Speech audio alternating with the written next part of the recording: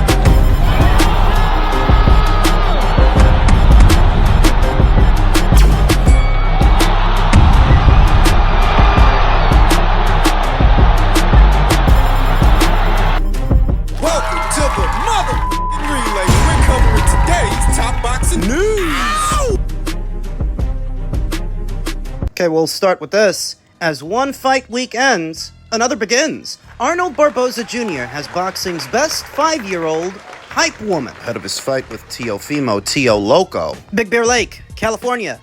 In opening the anticipated May 2nd Times Square card in New York, while fighting to take the WBO 140-pound title away from champion Teofimo Lopez Jr., Arnold Barboza is doing just fine, generating career attention, thanks to a collection of endearing social media reels starring his 5-year-old daughter, Eliana. However, Barboza's title pursuit has taken on a more theatrical feel, in scenes reminiscent of Rocky II, when the triumphant new champion roars, "I just want to say one thing, yo, Adrian, I did it!" A family member has twice filmed Eliana standing in front of Barboza's big screen television at home in Southern California as the scorecards have been read for his past 2 bouts against former unified 140-pound champion Jose Ramirez in November in Saudi Arabia and February's journey to Manchester, England, versus then #1 rated Jack Casserole. Scatterall. Frank Sinatra. Flexing her right bicep as the Ramirez scores were being read in Saudi, Eliana heard her dad's name announced. Your winner by split decision and the new interim WBO Arnold Junior welterweight champion of the world, Arnold.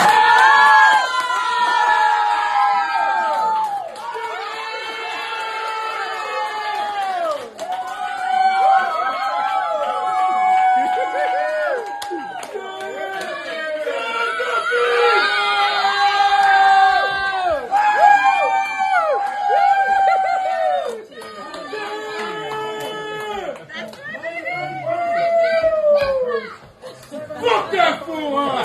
Fuck that fool. Oh, get him. She's not even in kindergarten yet, and she's already gone viral. She's more famous than me, Barboza said. 32-0 with 11 KOs, cracked following a recent training session as he heads to what is expected to be another closely contested fight against 2-division champion and douchebag Teofimo Lopez, 21-1 with 13 knockouts. Eliana has already posted a hype video for the title bout after Lopez slapped Barboza at the LA stop of their press tour. I don't know who Teofimo was trying to look like during that press tour. He was wearing a eyeliner, Handkerchief wrapped around his head. like he was going for an enduring version of Bret Michaels. Oh yeah, Eliana said as Lopez became aggressive, "You can't hurt my dad like that. He's fine." Eliana has also been seen helping Barboza through the rigors of camp, doing push-ups alongside him and providing encouragement. As a father, I am trying to raise a strong and resilient daughter who can navigate life's challenges with confidence and grace, Barboza wrote on one social media post. Well, that certainly gives you a reason to root for Arnold Barboza, who's not as boisterous as Teofimo Lopez. And Teofimo Lopez's recent antics, if nothing else, have made Arnold the unwitting hero in all of this, as Teofimo tries desperately to be the villain, to be the heel. Why does he want to do that? It's the Mayweather thing, to where you want to make people root against you so much, they have to tune in and see. They have to tune in and watch. It's that kind of deal. But if you're the villain, Well, that makes Arnold the hero. I'm She's always been very enraged, definitely a character, and not your typical 5-year-old huge sports fan, Barboza said. Her mom and I and the whole family are big sports fans, and that's what she gravitated to. Because a minimal number of fans will be allowed ringside for the Times Square card, Eliana again will watch her dad's fight on television, knowing she's doing so is a motivating cause for Arnold, who has worked his way up diligently to the title shot after previously being denied a bout with Lopez, even when both were promoted by Top Rank. What I always viewed as an important detail, that Teofimo is not here willingly. He doesn't necessarily want to fight Arnold. He never did. He's only doing it because the WBO is forcing him to do it. That either you fight Arnold or you cough up that belt. Now with Oscar De La Hoya's Golden Boy Promotions, Barboza impressed Saudi Arabian boxing financier Turki El Al Sheikh in his November Latino Night victory in Saudi Arabia and forced the fight upon Lopez by defeating Catterall to become the WBO's interim title holder. It's fuel to the fire, the gas to the engine, Barboza said, of knowing Eliana is gripped by the action, because when I'm in camp, I've missed a lot of stuff. I missed her birthday, being in the UK for Catterall. Even though I threw a party when I got back, it wasn't the same. It'll all have been worthwhile if he can beat Teofimo Lopez in what is the biggest fight he's ever been in, on the biggest stage, with the most on the line. The ends have to justify the means, the sacrifices that young Arnold has already made. It'll all be worth it if he can beat the big mouth. Can he? It's been hard. I try to explain to my kids how hard I work and why I do it and why I miss the holidays, Barboza said. I send them videos and Eliana and her siblings understand. I call her and we talk about it. Even today, I see I've got 3 missed calls from her. They speak about the passion required to create the best life, along with the benefits of hard work. Barboza's own in-ring reactions to the scoring of Ramirez and Catterall, and even the unexpected narrow split decision over Sean McComb last year, have resembled scenes from the movies, as he closed his eyes tightly and fell to his knees after the road win over Jack Tuna Casserole. Catterall. I was very confident in both fights. I was more sweating the Catterall fight because it was in the UK. The first score made me think it was a draw, he said. I thought I beat him clearly. My face wasn't marked. He didn't connect anything. I outworked him. That's a big win for Arnold Barboza. Nice feather in his cap because he did that on the road. I thought he was gonna lose. At home, reconnecting with the family was sweet. 1 week after Barboza was home, however, the news arose about the Lopez assignment. I knew I needed to come back up here. I recently bought a home, and I recently haven't had a chance to enjoy it, Barboza said. So I'm really looking forward to taking a break after this fight, although, if the fights keep coming, I'm gonna keep taking them. Barboza, 33, has children ranging in ages from 15 to 11 to 7, and down to a 5-year-old, Eliana. Arnold's been keeping busy in more ways than one. This is who I do it for. I'm trying to set the foundation, Barboza said. It's not even about setting myself up anymore. It's about setting them up for a better future. The way I see it is to do all the sacrifices now, and after this, I'll get to enjoy the fruits of my labor. At the end of the day, I know when all is said and done, I'll still have my family. They're the ones who will always have my back. So we got a good idea what Arnold is fighting for. But what is Teofimo fighting for? His sanity, the way he's been acting. I don't know, more lip gloss? More eyeliner? Assless chaps? It's hard to say what motivates Teofimo these days. It seems like he's fighting for relevancy, fighting for validation. Yeah. Arnold's motives are clear, what he's doing and why he's doing it. Where Teofimo, the last 4 to 5 years, has shelled out a string of flat performances. Hardly the dynamic fighter that he was at 135. At 140, I mean, he's only really had one stellar performance at 140, and that was the Josh Taylor fight. There were some asterisks in association with that fight, that Josh hadn't fought in about a year going in. He had a bad case of plantar fasciitis, arguably lost to Jack Catterall. This is all before he fights Teofimo, so that when Teo goes in there and looks good against him... Okay. It's the only guy you look good against, though. Didn't look nothing special with Campas, or Martin, or Ortiz, or Claggett. Claggett! Is he gonna look good with Arnold? Like I said, he never wanted this fight per se. If he had it his way, I think he'd be fighting someone else. Sometimes that's what determines the outcome of a contest, ain't it? Who wants it? Who wants it more? I think Arnold wants to be here. He's always wanted Teofimo. The feeling is not mutual. You, listening to this video. Yo. How confident are you that Teofimo's gonna win on Friday? I'll tell you something, I'm not confident at all. Arnold's on a decent run, where Teofimo, not so much. On quick jabs on 3 knockdown rule. Got to give some credit here to the guy that broke the story, a Twitter account at 210 Boxing TV. They are reporting that Mario Barrios will defend his WBC welterweight title against Manny Pacquiao. Yeah, boy, I hate to hear about this. And I'm not saying Manny's going to get destroyed here, because let's face it, Mario Barrios, it's not exactly prime Tommy Hearns or Donald Curry, right? But the last time we all saw the Pac-Man, he was taking on Ordenis Ugas, and I believe that was 2021. 2021. That means Manny's been out of the ring for close to 4 years from the time that he fought Ugas, and he looked old with Ugas. At 42 years old. So how do we now expect him to look years later at 46 with Barrios, just like Steve highlighted? Mario Barrios is not the best guy out there, not the best welterweight, not the best welterweight champion, but does he need to be for a 46-year-old Manny Pacquiao removed from the sport approximately 4 years? He's closer to 50 than he is to 40. There is no part of me, as a boxing fan, and for the reasons that I watch boxing, that wants to watch a 46-year-old Manny Pacquiao with Barrios. Because like I said, he looked old with Ugas. And that was a late replacement for Errol Spence. So we got to put a little context to that. But he looked like a guy that just didn't have it anymore. He lost a few inches off the fastball, and he got beat pretty clearly. He wasn't dominated, but it was like an 8-4, 9-3 fight. And Manny looked like a guy who was on the other side of 40.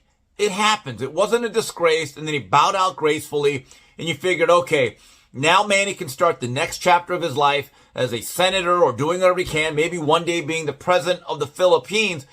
Guys, I have to tell you, I don't think he's going to look any younger or better in 2025. Why is Manny Pacquiao still fighting or trying to fight at 46 years old when he has a budding political career? Money. It's gotta be money. No, Manny's not the first fighter to seemingly retire, then unretire. It's a tried and true tradition in the sport of boxing. The fighter always feels they've got one more big one left in them. But if Manny Pacquiao is still trying to fight at 46 years old, it's gotta be money. You've heard the stories about Manny Pacquiao and money, how he's not necessarily good with it. He's not one of these business-minded guys. Never has been. Maybe he burned through all the cash, and that's why he's still trying to fight. Or maybe he hopes that whatever success he can still have in the boxing ring might then translate into his political career. Maybe it's not so much that he's strapped for cash, but he's trying to achieve favor among the people like he used to when he was fighting, so that favor can then translate into his political career. Politics really are a popularity contest, aren't they? Think about that. If he was 40 or 41 then, you could do the math. He's in his mid-40s, and I don't look at him as being George Foreman. But again, retirements and unretirements are one of the tried and true traditions in the sport of boxing. And unfortunately here, it continues. According to the report from 210 Boxing TV, this fight will take place either July 19th or 26th in either Las Vegas or San Antonio, the hometown of Mario Barrios. Well, that's it. If Manny and Mario were to fight on July 19th, that would put their fight the same day as the newly announced Usyk versus Dubois rematch. Could be a big day of boxing. If you're here in America, you would watch Usyk versus Dubois in the afternoon and evening hours leading into what could be the Pacquiao versus Barrios fight. Part of that report is that Pacquiao versus Barrios will not be a pay-per-view. That's a part of the rumor. See if it checks out. It hasn't been officially announced. I myself don't know how much I believe that, because if it's not a pay-per-view, then where is the money to pay the fighters coming from? Where is the money to pay Manny coming from, more specifically? Because we know he doesn't fight on the cheap. Well, not at 46 years old. If a guy's still hanging around, it's for a big payday. Said it before and I'll say it again.